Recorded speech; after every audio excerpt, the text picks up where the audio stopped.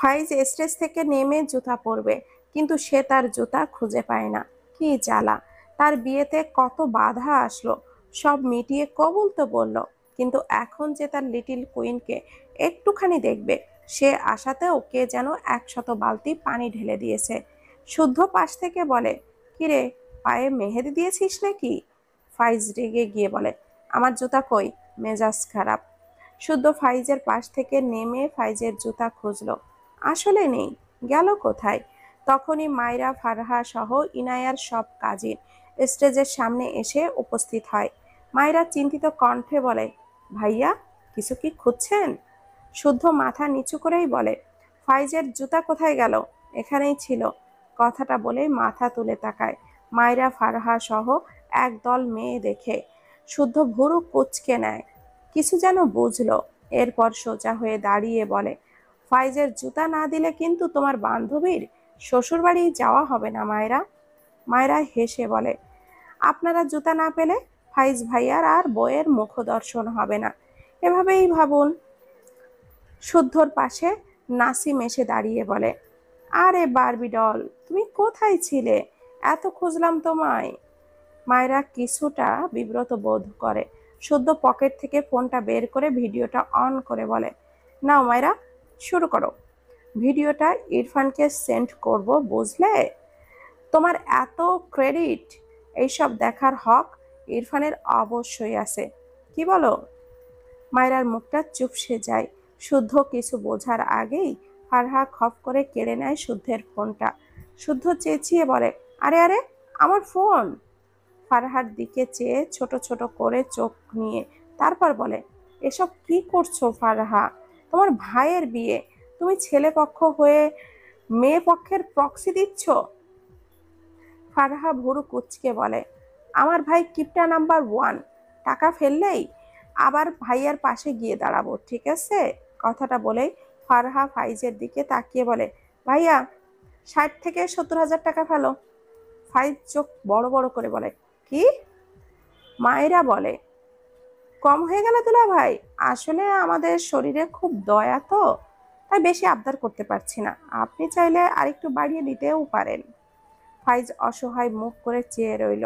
তার জুতা নিতে 60 থেকে 70,000 টাকা দিতে হবে? মুখ ছোট করে বলে, আমার জুতো ধুয়ে তোমরা পানি খাও, আমার ওই জুতো লাগবে না। দেখি, সাইড প্লিজ। সবাই একসাথে চিল্লিয়ে ওঠে।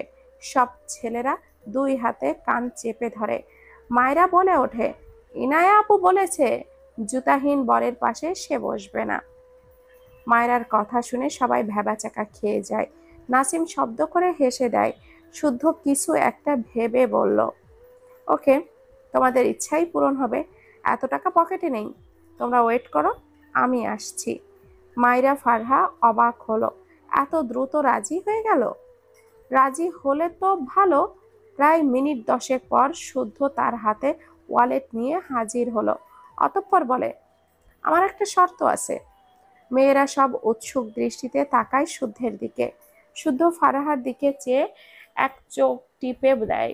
ফারহা থতমত খেয়ে চোখটা সরিয়ে নেয়। মায়েরা চোখটা ছোট ছোট করে বলে, ভাইয়া, চোখ টিপাটিপি করে লাভ নাই। আমাদের মেয়েদের সবার ক্যারেক্টারই কিন্তু একদম সাদা কাগজের মতো ফকফকে পরিষ্কার। মায়েরার কথায় শুদ্ধ থতমত খেয়ে তাকায়, বিড়বিড় করে, কি সিসিটিভি রে মাহিরা! অতঃপর নিজেকে সামলে বলে, আগে জুতা দিতে হবে, তারপর টাকা। ইরফানের মামাতো বোন মিশকা বলে ওঠে, আপনি আগে টাকা বের করে গুনে গুনে দেখান ভাইয়া, তাহলেই আপনার শর্ত আমরা মানব। শুদ্ধ কিছু একটা ভেবে ওয়ালেটের ভাঁজটা খুলে বেশ কিছু টাকা বের করে সবার উদ্দেশ্যে দেখালো। এরপর বলল, সব গুনতে অনেক টাইম লাগবে, টাকা তো আছে, দেখলে সবাই, এবার জুতা আনো। ইরফানের কাজিন রিয়া ফাইজের জুতা জোড়া এনে দিলে শুদ্ধ ওয়ালেটটা বাড়িয়ে দেয়। মায়েরা ভুরু কুচকে ওয়ালেটটা চেক করে বোকা বনে যায়। এর মধ্যে সব পাতা আর মাত্র কয়েক হাজার টাকার নোট। মায়েরা অসহায় মুখ করে বলে, ভাইয়া, আপনি আমাদেরকে এইভাবে ঠকাতে পারলেন?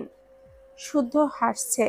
ফারহা মায়রাকে বলে, মায়রা, চাপ নিও না, এই ফোন বিক্রি করলে মোটা অঙ্কের টাকা পাওয়া যাবে। শুদ্ধ চোখ বড় বড় করে বলে, আরে না না, আমার ইম্পর্টেন্ট অনেক কিছু আছে এই ফোনে। ফারহা পাত্তা দিল না। নাসিম তার ওয়ালেট থেকে একটা চেক বের করে মায়রার দিকে এগিয়ে দিয়ে বলে, বারবি ডল, এখানে পুরো 1 লক্ষ টাকার চেক আছে, নাও। নাসিমের কথায় মায়রা ভীষণ বিব্রত বোধ করে। টাকাটা তো মেইন না, সে দুলা ভাইয়ের থেকে জোর করে টাকা হাতিয়ে নিবে, এখানেই তো মজা। শুদ্ধ খপ করেই নাসিমের থেকে চেকটা কেড়ে নিয়ে বলে, চোখ ঠিক কর শালা। নাসিম থতমত খেয়ে মাথা চুলকালো। মায়রা কিছু বলতে চায়, তার আগেই দেখে ইরফান এই দিকেই আসছে, সাথে সাথে বসে পড়ে। ওরে আল্লাহ, এই লোক তাকে দেখলে তো কাঁচাই চিবিয়ে খাবে। শুদ্ধ সামনে তাকিয়ে বলে, এ কি, সিসিটিভি কোথায় গেল? মায়েরা নিচু হয়েই এক প্রকার দৌড়ে এখান থেকে পালিয়ে স্টেজের পেছন থেকে উকি দিয়ে বলে, আপনারা চিটিংবাজ, আমি ইনায়াকে দিব না। দুলা ভাই, আপনি একাই রওনা হন, বাই বাই। মায়েরা ইরফানকে দেখেই পালাচ্ছিল, তবে ইরফান আর তার মাকে সামনাসামনি দাঁড়িয়ে থাকতে দেখে সব ভুলে এগিয়ে যায় তার মা আর ইরফানদের দিকে।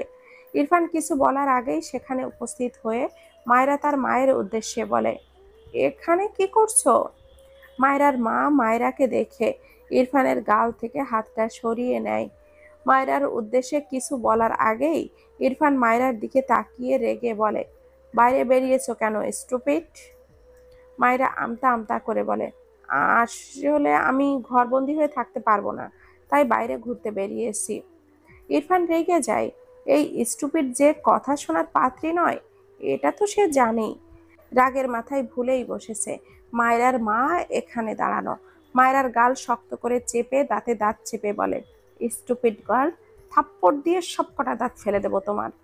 মায়রার মা অবাক হয়ে তাকিয়ে আছেন। তিনি একটু আগেই ছেলেটাকে কি সুন্দর করে বলল, আর এই ছেলেটা তার মেয়ের সাথে এমন করছে কেন? মায়রা আর চোখে তার মায়ের দিকে তাকিয়ে বিড়বিড়িয়ে বলে, আমার গাল ছাড়ুন, মা আছে এখানে। ইরফান রেগে বলে, স্টুপিড, তোমার হাত পা ভেঙে ঘরে বসিয়ে রাখবো। মায়রার মা বুঝতে পারছে না তিনি কি করবেন বা বলবেন। যেমন বিব্রতকর অবস্থায় পড়েছেন, তেমনি খারাপও লাগছে। তার মেয়ে কি এখানে ভালো নেই? কোথা থেকে ইরফানের বাবা এসে দাঁড়ায় ইরফানেরদের সামনে। ইরফানকে মায়রার গলা চেপে ধরতে দেখে তারেক নেওয়াজ অবাক হয়ে বলেন, ইরফান, কি করছো? বাবার কথায় ইরফান মায়রার গাল ছেড়ে চোখ বুজে শ্বাস নেয়। এরপর কোনো দিকে না তাকিয়ে মায়রার হাত টেনে তার ঘরের দিকে নিয়ে যায়। মায়রা রীতিমতো পড়তে পড়তে নিজেকে সামলে নিচ্ছে, তবে ইরফানকে বাধা দিল না। আশেপাশে অনেক মানুষ উল্টাপাল্টা ভাববে, সেই ভেবেই নিজেকে দমিয়ে নিল। এইদিকে পেছন থেকে মায়রার মা অবাক হয়ে মায়রা আর ইরফানের দিকে তাকিয়ে রইল। তারেক নেওয়াজে ছেলের কাজে অস্বস্তিতে পড়েছেন। মায়রার মা হঠাৎই বলে ওঠেন, ভাইজান, আমার মেয়ে কি ভালো আছে এখানে? মিথ্যা বলবেন না, ভালো না থাকলে এখানে কেন রাখবো বলুন? আমার মেয়েকে ভালো রাখতেই তো এখানে পাঠিয়েছি। তারেক নেওয়াজ গলা ঝেড়ে বলেন, আসলে আমার ছেলের মাথাটা একটু গরম, তাছাড়া মায়রার খুব যত্ন করে, চিন্তা করবেন না, মায়রা ভালো আছে এখানে। মায়রার মা চিন্তিত হলো, সত্যি কি ভালো আছে মায়রা? তার নিজেকে অপরাধী লাগে। তার প্রথম স্বামীর আমানতটুকুর খেয়াল সে রাখতে পারল না। তিনি এই ব্যাপারে তারেক নেওয়াজকে আর কিছুই বললেন না। আমাকে ছাড়ুন। ইরফান মায়রাকে নিয়ে সোজা তার ঘরে যায়। রেগে বলে, বাইরে কেন গেলে? বলিসলাম তো বাইরে বেরোবে না। মায়রা অসহায় মুখ করে বলে, প্লিজ, শুধু আজকে যাই, খুব ইম্পর্ট্যান্ট একটা কাজ আছে, আপনাকেও ভাগ দিব। ইরফান ভুরু কুঁচকে বলে, হোয়াট? কিসের ভাগ? মায়রা থতমত খেয়ে যায়। ভুলভাল বলে ফেলেছে সে। ইরফানের ফোনে কল আসে। ছেলেটা বিরক্ত হয়। এই বিচ্ছুকে দেখে রাখতে পারছে না সে কাজের জন্য। আর এই স্টুপিডটাও তার কথা শুনছে না। মায়রিয়াকে ধমকে বলে, বাইরে গিয়েছিলে কেন? এখানে আটকে রেখে যাব? মায়রা মাথা নেড়ে বলে, না না প্লিজ, আমি ইনায়া আপুর কাছে থাকবো, আমার ভাইয়ের কাছে যাব। ইরফান শান্ত চোখে মায়রার দিকে তাকায়, দুই পায়ে এগিয়ে গিয়ে মায়রাকে ঘেঁষে দাঁড়ায়। এরপর মায়রার মুখ দুই হাতের আজলায় নিয়ে মৃদু স্বরে বলে, লিপস থেকে এইসব ওঠাও। মায়রা ঢোক গিলে বলে, তাহলে বাইরে যেতে দিবেন? ইরফান মায়রার কথাই উত্তর করলো না। ঝড়ের গতিতে মায়রার ঠোঁট জোড়া আঁকড়ে ধরে। মায়রা ইরফানকে ঠেলে সরিয়ে দিতে চায়। এই লোকের প্রবলেম কি? উফ, আজ সারাদিন জ্বালিয়ে খেলো। ইরফানের মামাতো বোন তামান্না ইরফানের ঘরের দিকে মায়রাকে ডাকতে ডাকতে আসে। মায়রা ইরফানকে ঠেলে সরিয়ে দিতে চায়, কিন্তু ইরফান বিরক্ত হয়ে শব্দ করে একটা চুমু খেয়ে মায়রাকে ছেড়ে দেয়।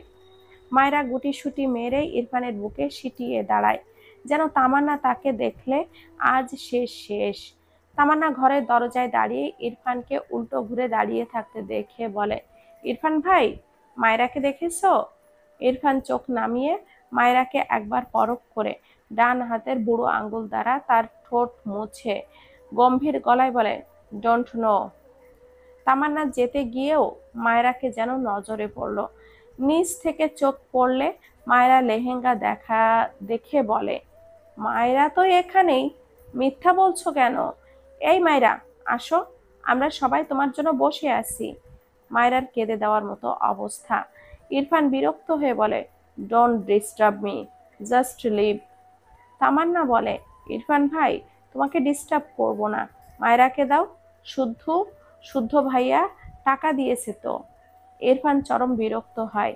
মায়রা নিজেই ইরফানের আড়াল থেকে সরে দাঁড়িয়ে মিনমিন করে বলে, আপু তুমি যাও, আমি আসছি। তামান্না চোখটা ছোট ছোট করে মায়রার দিকে তাকিয়ে রয়েছে, বলে, মায়রা তুমি কি অসুস্থ? মায়রা কি বলবে বোঝে না। অসুস্থ তো সেই, এই অশুভ লোকটা তাকে অসুস্থ বানিয়েই দিচ্ছে। রাগ লাগলো তার। জীবনটা পুরো কি বানিয়ে দিয়েছে একেবারে। উফ। তামান্নার উদ্দেশ্যে মিনমিন করে বলে ওঠে, না আপু, আমি আসছি। তামান্না চলে যায়। ইরফান রেগে বলে, কোথায় যাবে তুমি? মায়রাও রেগে বলে, উগান্ডাই, অসভ্য লোক। ইরফান রেগে তাকায়, দাঁতে দাঁত চেপে বলে, স্টুপিড, আমাকে রাগ দেখালে থাপ্পড় দিয়ে সব কটা দাঁত ফেলবো তোমার। মায়রা ধুপাধাপ পা ফেলে বাইরে যেতে নিলে ইরফান মায়রার হাতটা টেনে তার সামনে এনে দাঁড় করিয়ে মায়রার ঠোঁট জোড়ায় দৃষ্টি রেখে বলে, এটা ওঠাতে দাও আগে। মায়রা চোখ বড় বড় করে দ্রুত তার ঠোঁটটা চেপে ধরে। ইরফান রেগে বলে, স্টুপিড, হোয়াট হ্যাপেন্ড? মায়রার কান্না পাচ্ছে। এই লোকটার চেয়ে রাক্ষসও ভালো আছে। ইরফান মায়রার হাতটা টেনে সরিয়ে দিলে মায়রা মাথা নিচু করে চেঁচিয়ে বলে, অসভ্য লোক, আমাকে আপনার সরকারি লাগে? ছাড়ুন বলছি। ইরফান বিরক্তিকর কণ্ঠে বলে, no, your leaves a my personal chocolate, so don't disturb me.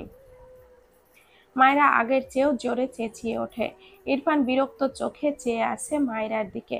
মায়রা ঢোক গিলে বলে, এভাবে ওঠাবে না, আমি উঠিয়ে নিচ্ছি, সরুন। ইরফান ভুরু কুঁচকে বলে, আই ক্যান, একটু সময় লাগছে, দ্যাটস ইট। মায়রা দ্রুত ওয়াশরুমের দিকে যায়। ইরফান ধরতে গিয়েও পারল না। মায়রা এক প্রকার দৌড়ে ওয়াশরুমে গিয়ে ঠাস করে দরজাটা লাগিয়ে দিল। আয়নার সামনে দাঁড়িয়ে লিপস্টিক তুলে ফেলল। এরপর আয়নায় নিজের প্রতিবিম্বের দিকে তাকিয়ে নিজের দুই হাতে হেজাবের ওপর দিয়েই তার দুই কান জোরে চিমটি দিয়ে ধরে বিড়বিড় করে বলে, এই দেহে প্রাণ থাকতে আর লিপস্টিক দিব না। অনেকক্ষণ পরেও যখন মায়রা ওয়াশরুম থেকে বের হয় না, ইরফান রেগে বলে, স্টুপিড, এক্ষুনি বের না হলে দরজা ভেঙে ভেতরে ঢুকবো। তখনই মায়রা খট করে দরজা খুলে বের হয়। ইরফান মায়রার দিকে রেগে তাকায়। মায়রা মিনমিন করে বলে, বের হচ্ছি, এবার আপনি যান। ইরফান মায়রার হাত ধরে টেনে তার সামনে দাঁড় করায়। মায়রার ভেজা ঠোঁট জোড়ায় তীক্ষ্ণ চোখে চেয়ে মৃদু স্বরে বলে, নাও পারফেক্ট। কথাটা বলেই টুপ করে মায়রার ভেজা ঠোঁটে একটা শুকনো চুমু খেয়ে বলে। মায়রা কটমট দৃষ্টিতে ইরফানের দিকে তাকায়। এই লোকটার প্রবলেমটা কি? ঠিক কোন জায়গায়? তাকে একটু নিঃশ্বাসও নিতে দেয় না। ইরফান মায়রার দৃষ্টি পাত্তা দিল না। মায়রার থেকে দূরে সরে দাঁড়িয়ে গম্ভীর গলায় বলে, এসব খুলে ফেলো, আর বাইরে যেতে পারবে না। It's final. কথাটা বলেই ড্রয়ার থেকে তার রুমের দরজার চাবি নিয়ে গটগট করে বেরিয়ে যায়। যাও। যাওয়ার আগে শব্দ করে দরজাটা লাগাতে ভোলেনি। মায়েরা পিছু পিছু যেতে যেতেই বলে, আমি যেতে চাই প্লিজ, আর বাইরে যাবেন না। কে শোনে কার কথা? ইরফান এবার তার ঘরের দরজার বাইরে থেকে লক করে দিয়ে গিয়েছে। সেটার চাবি সে তার পকেটে রেখেছে। সে ছাড়া এই দরজায় এবার আর কেউ খুলতে পারবে না। মায়েরা দরজা ধরে টানলো, খুলতে পারল। বুঝলো ওপাশ থেকে কেউ লাগিয়ে দেওয়া হয়েছে। তার ভীষণ খারাপ লাগলো। কতক্ষণ এখানে বন্দি হয়ে বসে থাকবে? এখন তো ইনায়া আপু চলেও যাবে, আর ইনায়া আপুর কাছে তার ছোট্ট ভাইটা আছে। ঘাড় বাঁকিয়ে দেওয়াল ঘড়িতে নজর দিল। ঘড়ির কাঁটায় রাত 8টা বেজে 5 মিনিট। মায়েরা অসহায় হয়ে বেডের ওপরে গিয়ে বসলো। অপেক্ষা করতে লাগলো কখন দরজা খুলবে। তার মনে হয় ইনায়া আপুর যাওয়ার আগে ইরফান এসে দরজা খুলে দেবে। এই ভেবেই স্বস্তির নিঃশ্বাস ফেলে। সময় পেরিয়েছে প্রায় 1 ঘন্টা। এর মাঝে মায়েরা ঘুমায়নি বা কিচ্ছু করেওনি। এত সময় শুধু বসে বসে সময় পার করলো। ইরফান আসলো না। হঠাৎই দরজার ওই পাশে তার ভাইয়ের কণ্ঠ পায়। মায়েরা বেড থেকে নেমে দৌড়ে দরজার কাছে যায়। দরজায় থাপ্পড় দিয়ে বলে, সোনা ভাইয়া, কাউকে ডেকে এই দরজাটা খুলে দিতে বলতো। লাবিব দরজার ওই পাশে দাঁড়িয়ে পড়ে। তার বোনের গলা পেয়ে ডেকে ওঠে, আপুই, তুমি কোথায়? মায়েরা এপাশ থেকে বলে, ভাইয়া আমি ঘরের ভেতর, কাউকে ডেকে আন যা, তাহলে দরজাটা খুলে দিবে। লাবিব বুঝলো না মায়েরার কথা। সে তার ছোট হাতে দরজা থাপ্পড় দেয় আর অনবরত তার বোনকে ডাকে, আপুই, আমাকে খুলে নাও, আপুই, আমার চকলেট শেষ। মায়েরার খারাপ লাগছে। সে কি করবে বুঝতে পারে না। তার ভাই এখানে একা কেন? লাবিব দরজায় থাপ্পড় দিতে দিতে কেঁদে দেয়। কান্নামাখা গলায় বলে, আপুই, আমাকে কোলে নাও, আপুই আসু। মায়েরার কান্না পাচ্ছে। তার ভাই তার কাছে আসার জন্য কাঁদছে, অথচ সে নিতে পারছে না। অসহায় কণ্ঠে বলে, ভাইয়া, আপুই ঘরের ভেতর, কাউকে বল, তাহলে দরজাটা খুলে দিবে। লাবিব তার বোনের কথা শোনে না। কাঁদতে কাঁদতে আবারও ডাকে, আপুই, আমাকে কোলে নাও, তুমি দাও, চকলেট দাও, আমি খাবো, আপুই আসু। মায়েরা অসহায় চোখে দরজার সাথে হেলান দিয়ে দাঁড়িয়ে থাকে। ইরফানের ওপরে ভীষণ রাগ হচ্ছে। সে তো বলল আর বাইরে যাবে না। লাবিব বোনের দেখা না পেয়ে ঠোঁট উল্টে কাঁদতে কাঁদতে সামনের দিকে যায়। ইরফানের মামি লাবিবকে একা একা কাঁদতে দেখে কোলে নেয়। মায়েরার এই ভাইটা তিনিই চেনেন। লাবিব ভদ্র মহিলার কোলে উঠে কাঁদতে কাঁদতে বলে, আপুই আসে না আমার কাছি, আপুই যাবো, আপুই যাবো, আপুই কুলে উঠবো। ইরফানের মামি লাবিবের গাল মুছে দিয়ে এদিকে ওদিকে তাকিয়ে বলে, তোমার আপুই যে কোথায় বাবা, দেখিনি তো। কান্না করে না, আপুই চলে আসবে। লাবিব ভদ্র মহিলার কাঁধে মাথা রেখে নিঃশব্দে চোখের পানি ফেলে। তার আপুই আবার কোথায় হারালো? এদিকে মায়েরা লাবিবের আর সাড়া না পেয়ে ভয় পায়। বিয়ে বাড়িতে কোথা থেকে কত মানুষ এসেছে, বাচ্চা ছেলেটা যদি হারিয়ে যায় ভাবতেই গলা শুকিয়ে আসলো। কান পেতে শোনার চেষ্টা করলো লাবিবের গলা শোনা যায় কিনা। না, মনে হচ্ছে ত্রিসীমানায় নেই। মায়েরার কান্না পায়, তার ভাই কোথায় গেল?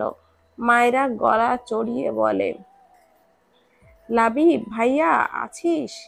কোনো সাড়া পায় না। তার এবার চিন্তায় মাথা ফেটে যাচ্ছে। তামান্না মায়রাকে না পেয়ে আবারও ইরফানের ঘরের সামনে এসে দেখলো দরজা আটকানো।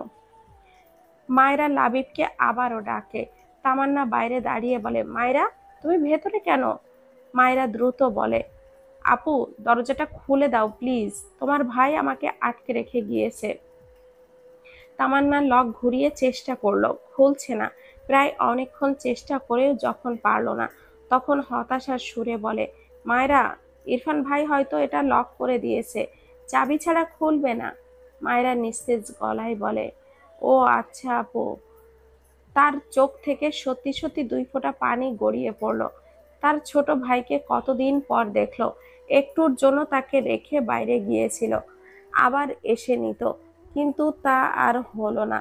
মায়েরা তামান্নাকে জিজ্ঞাসা করে, আপু, লাবিবকে দেখেছো?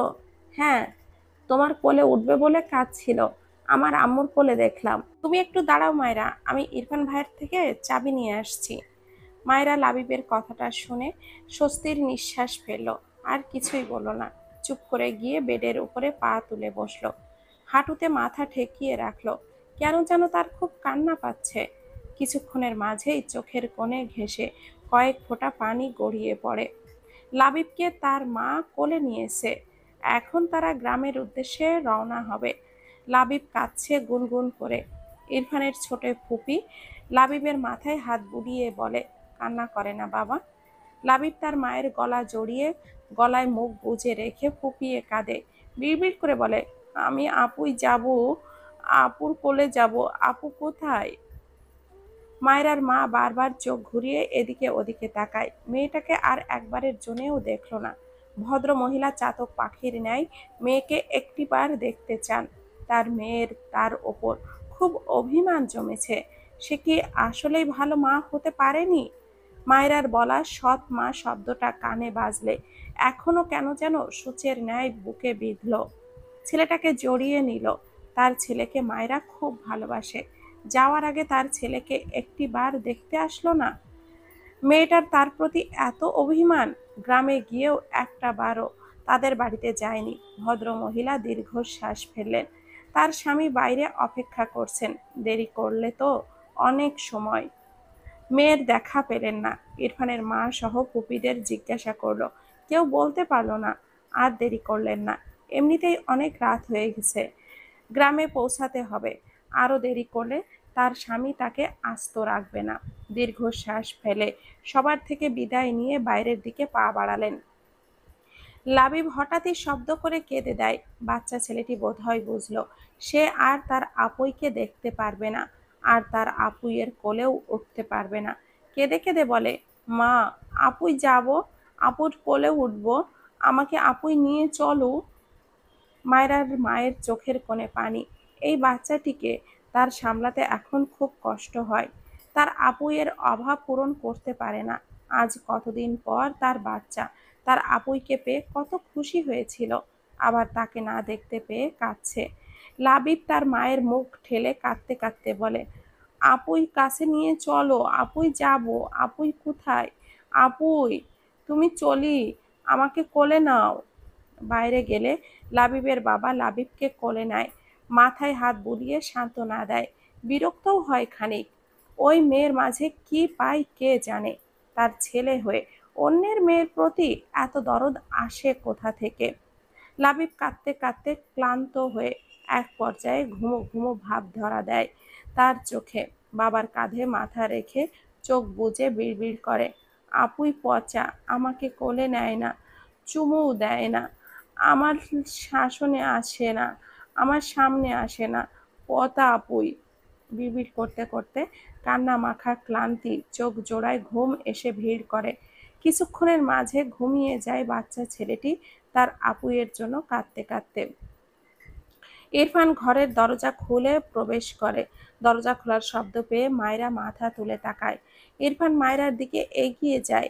মায়রা দ্রুত বেড থেকে নেমে দাঁড়ায়। ইরফানের দিকে একবার তাকায়, অভিমান অভিযোগে দ্রুত চোখটা সরিয়ে নেয়। ইরফানকে পাশ কাটিয়ে বাইরে যায়। ইরফান ভুরু কোঁচকাল। মায়রার পিছু পিছু যায় আর বলে, স্টুপিড, এভাবে দৌড়াচ্ছ কেন? মায়রা ইরফানের কথা শুনল না।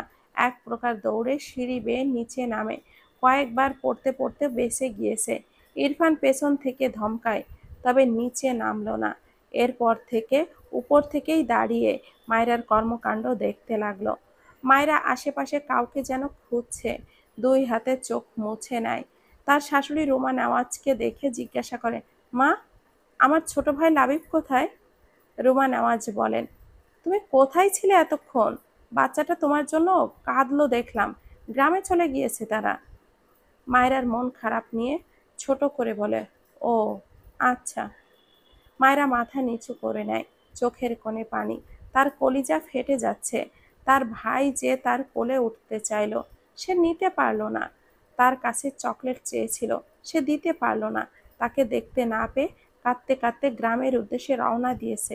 ভাবতেই কেন যেন শব্দ করে কাঁদতে ইচ্ছে করলো। কতদিন পর তার ছোট ভাইটাকে পেয়েছিল, অথচ সে এসে কেঁদে চলে গেল। কান্নাগুলো গিলে নিল, মাথা নিচু করে ডান হাতের কনিষ্ঠ আঙ্গুল দ্বারা চোখ মুছে নিল। এরপর ধীরে পায়ে ইনায়ের ঘরের দিকে যায়। ইনায়া তার ঘরেই বসেছিল মন খারাপ করে, তার চোখ ভেজা। এই বাড়ি ছাড়া থাকতে হবে ভাবলেই কেমন যেন দম বন্ধ লাগছে মেয়েটার। ছোট থেকে 2-3 দিনের জন্য খালা বাড়ি মামা বাড়ি ঘুরতে যাওয়া ছাড়া আর কোথাও যায়নি। আজ সেখানে একবারে চলে যেতে হবে ভাবলেই দুঃখরা ঘিরে ধরেছে। মায়রাকে দেখে ইনায়া ভেজা চোখে মায়রার দিকে তাকায়। মায়রা চুপ করে ইনায়ার পাশে বসে ইনায়াকে জড়িয়ে ধরল। এই বাড়িতে তারেক নেওয়াজের পর এই আপুটাই তাকে খুব ভালোবাসে, তার বান্ধবীর মতো। সেও চলে যাচ্ছে ভাবতেই মায়রা নিঃশব্দে চোখের পানি ফেলে। তার ভাইয়ের কথাটাও মনে পড়ে। মায়রার চোখ থেকে টুপটুপ করে পানি গড়িয়ে পড়ে। কিছুক্ষণ পর মায়রাকে ইনায়া ছেড়ে দেয়। ছেড়ে ইনায়ের গালে হাত দিয়ে বলে, আপুই, তুমি কিন্তু শ্বশুরবাড়ি গিয়ে আমাকে ভুলে যাবে না। আমাকে ভুলে গেলে তোমার জামাইকে সিন্ধুকে আটকে রেখে তোমাকে এখানে এনে আবার আমাকে মনে করিয়ে দিব। ইনায়া কান্নামাখা চোখেই হেসে ফেলে, অতঃপর বলে, তুমি আমাকে ভুলে গেলে কি হবে? মায়রা 2 হাতে চোখ মুছে বলে, মায়রা কাউকে ভুলে যায় না বুঝলে, নো টেনশন। এরপর ইনায়ার সাথে টুকটাক কথা বলে মায়রা বেরিয়ে আসে। ইনায়া আর কিছুক্ষণ পর চলে যাবে। মায়রার খারাপ লাগছে। সে চুপচাপ ইরফানের ঘরে এসে দেখল ইরফান ঘরে নেই। মায়রা বেডের এক কোনায় গিয়ে বসে, 2 হাতে হাঁটুতে মুখ গুজে ফুপিয়ে ওঠে। তার ভাইয়ের কথা মনে পড়ছে। যতবার ভাবছে তার কোলে ওঠার জন্য কেঁদেছে, ততবারই তার বাচ্চাদের মতো করে কাঁদতে ইচ্ছে করছে। তার মাকেও তো দেখতে পারল না, আবার কখনো দেখা হবে কিনা। নিঃশব্দে চোখের পানি ফেলে। ইরফান শাওয়ার নিয়ে ওয়াশরুম থেকে বেরিয়ে মায়রাকে বেডের উপরে বসে থাকতে দেখে অবাক হয়। তীক্ষ্ণ চোখে চেয়ে রইল খানিকক্ষণ মায়রার পানে। মায়রা একটু পর পর যেন কেঁপে উঠছে। ইরফান এগিয়ে এসে মায়রার পাশে দাঁড়ায়, গম্ভীর গলায় জিজ্ঞাসা করে, হোয়াট হ্যাপেন্ড? মায়রা মাথা তুলল না। একমাত্র এই লোকটার জন্যই তার ছোট ভাইটা কেঁদে কেটে চলে গিয়েছে। জীবনেও কথা বলবে না সে এই লোকটার সাথে। ইরফান মায়রার কোনো রেসপন্স না পেয়ে আবারও ডাকে, নো রেসপন্স। ইরফান রেগে যাচ্ছে। এইটুকু মেয়ে তাকে ইগনোর করছে। দাঁতে দাঁত চেপে বলে, হ্যাঁ স্টুপিড, কি প্রবলেম, স্পিক আপ। মায়রা সেভাবেই বসে থাকলো। ইরফান ঝটকা মেরে মায়রাকে টেনে তোলে। মায়রার চোখ বন্ধ, কেঁদে কেটে মুখের অবস্থা যা তা করে ফেলেছে। ইরফান বিস্ময়কর দৃষ্টিতে তাকায় মায়রার মুখপানে। মায়রা ধীরে ধীরে চোখ মেলে তাকায়। কাঁদতে কাঁদতে চোখ দুটো লাল করে ফেলেছে। ইরফান কথা বলার ভাষা হারায়। মেয়েটা এভাবে কাঁদছে কেন? দ্রুত মায়রার মুখটা 2 হাতের মাঝে নিয়ে বিচলিত কণ্ঠে জিজ্ঞাসা করে, কি হয়েছে, কাঁদছো কেন? মায়রা ইরফানের দিকে চুপ করে তাকিয়ে থাকলো। চোখ থেকে আবারও পানি গড়িয়ে পড়ে। ইরফান তার খসখসে হাতে মায়রার নরম গাল মুছে দেয়। আবারও নরম গলায় জিজ্ঞাসা করে, ব্যথা পেয়েছো কোথাও? কেউ কিছুই বলছে না। মায়রা এবারও কিছুই বলল না। ইরফান ব্যস্ত হাতে মায়রার হেজাব খুলে পাশে রাখে। এরপর মায়রার গালে হাত দিয়ে কণ্ঠে নমনীয়তা ঢেলে বললে, কাঁদছো কেন stupid girl? Tell me what happened, I will fix everything. মায়রার এত রাগ লাগছে এই লোকটার উপর, তাকে আর তার ভাইকে কাঁদিয়ে এখন এসেছে সব ঠিক করতে। সহ্যই হচ্ছে না এই লোকটাকে। মায়ের ওপর অভিমানের মাত্রা গাঢ় হয়। তাকে বাড়ি থেকে তাড়িয়ে দিয়েছে, ভালো কথা। এই দুনিয়ায় কি একটা ভালো মানুষ ছিল না, যার মনে অন্তত একটু দয়া মায়া আছে? এই লোকটার গলাতেই তাকে ঝুলিয়ে দিতে হলো। তার আর বাঁচতেই ইচ্ছে করে না। কেউ তো তাকে ভালোই বাসে না। তার একটা ছোট ভাই আছে, তার সাথে সে একটু থাকতে চায়, অথচ সবাই তার সাথে শত্রুতা করতে উঠে পড়ে লাগে। মা তার জন্য অপেক্ষা না করেই তার ভাইকে নিয়ে চলে গেল। আর এই লোক তো তাকে তার ভাইয়ের কাছে যেতেই দিল না। চোখ থেকে টুপ টুপ করে পানি গড়িয়ে পড়ে। গায়ে যা শক্তি ছিল সব শক্তি দিয়ে ইরফানের 2 হাত তার গাল থেকে ঝাড়া দিয়ে ছাড়িয়ে নেয়। রাগে চিৎকার করে বলে, পাষাণ লোক, একটুও দয়া মায়া নেই আপনার? আমি একটু ভালো থাকলে আপনার গায়ে আগুন লেগে যায়, তাই না? অমানুষ একটা, নির্দয় পুরুষ। কথাগুলো বলতে বলতে চোখ থেকে অগণিত অশ্রুকণা গাল বেয়ে গড়িয়ে পড়ে। আবারও হাঁটুতে মুখ গুজে ফুপিয়ে বিড়বিড় করে, স্বার্থপর সবগুলো। কেউ আমার দুটো কথা 2 মিনিট যদিও ভাবতো। গল্পটির নাম প্রণয়ের অমল কাব্য। লিখেছেন DRM সোহাগ। তার পেজের নাম DRM সোহাগ হানি। ধন্যবাদ সবাইকে।